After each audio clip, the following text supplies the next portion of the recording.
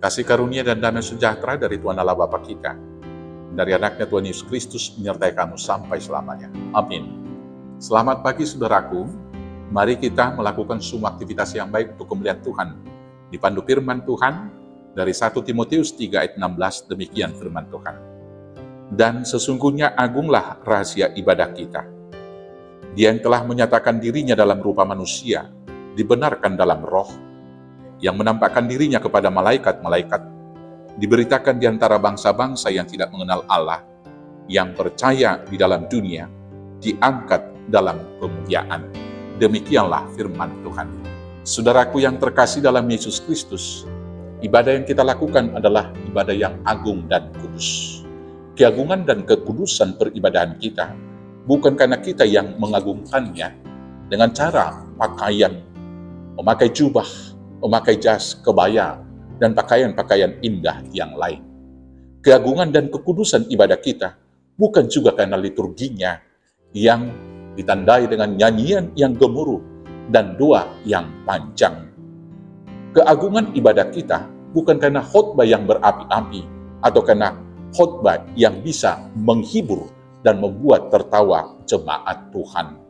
Tetapi karena kehadiran Kristus di dalam ibadah tersebut, itulah yang membuat ibadah itu agung dan kudus. Ibadah yang panjang, nyanyian yang meriah, doa yang panjang, dan khotbah-khotbah yang berapi-api, dan khotbah yang menghibur, tidak berarti apa-apa tanpa kehadiran Kristus. Ibadah rutin tidak berarti bila kita tidak bertemu dengan Kristus.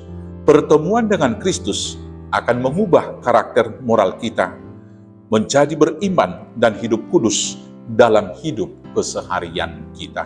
Itulah yang membuat ibadah kita penuh sukacita dan penuh berkat. Pertanyaan sekarang, apakah di dalam ibadah yang kita lakukan, kita bertemu dengan Kristus Yesus?